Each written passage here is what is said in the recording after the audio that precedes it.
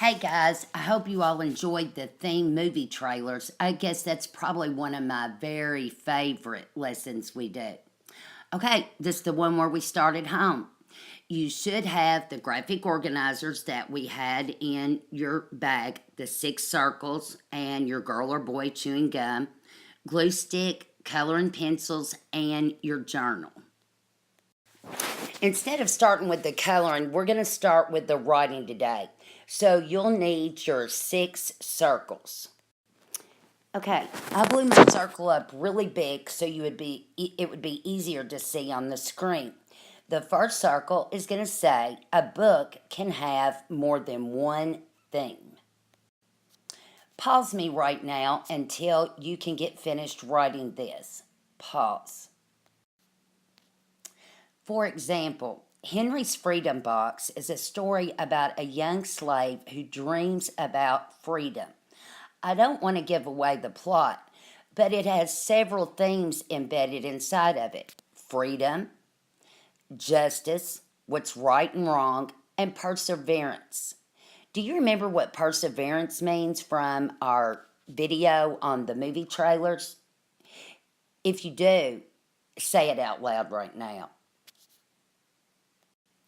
The next circle is going to be ask yourself, why did the characters act this way? You're going to pause me until you're finished with your circle. Pause. In the novel Whatever After, Dream On, instead of the princess being rescued by the prince, you find out early on that the princess is an independent and creative problem solver without the prince. Theme, you make your own happiness. Sounds like the leader in me to me. Okay, the third circle is going to be ask yourself, what did the characters learn? Parents, if you're watching this, my handwriting is not as neat as it is in class because I'm not as used to working with a stylus as these kids are.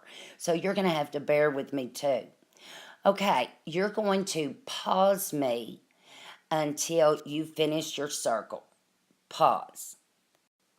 For an example of this one, I go back to an oldie but goodie, Little Red Riding Hood and the Big Bad Wolf. Surely, from now on, Little Red knows to do what her parents ask and to stay out of the woods or not to talk to strangers.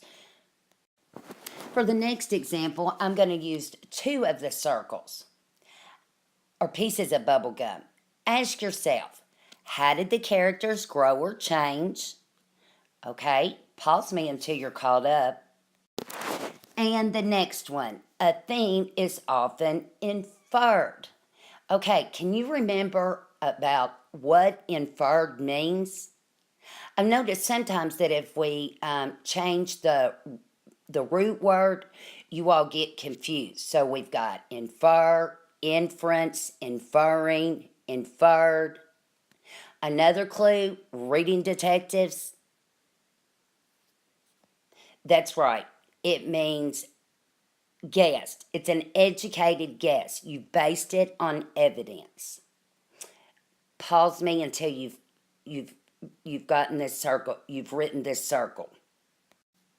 For the last 2, I used Alice in Wonderland, one of my all-time favorite books. How did the character grow and change? And a theme is often inferred. Lewis Carroll never directly tells you the thing, but it's inferred. Alice is a smart, polite, well-behaved little English girl.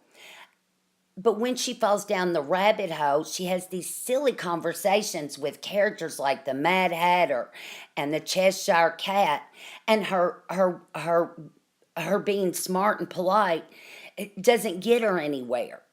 By the end of the book, when she's in court with the Queen of Hearts, she is still a lady, but she has some spunk. The inferred theme is growing up and changing, leaving your childhood. And you have to look at the way Alice changed from the very beginning of the book into the end of the book. Okay, for our last piece of bubble gum, theme is the central idea or message. You're going to pause me while you write this. Pause. Okay, now it's time to color your circles and your child blowing their bubble gum. You're going to glue them in after you've colored them.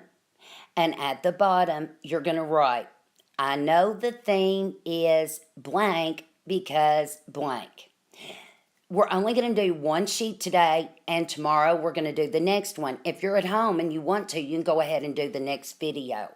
I'll see you all later. Bye-bye.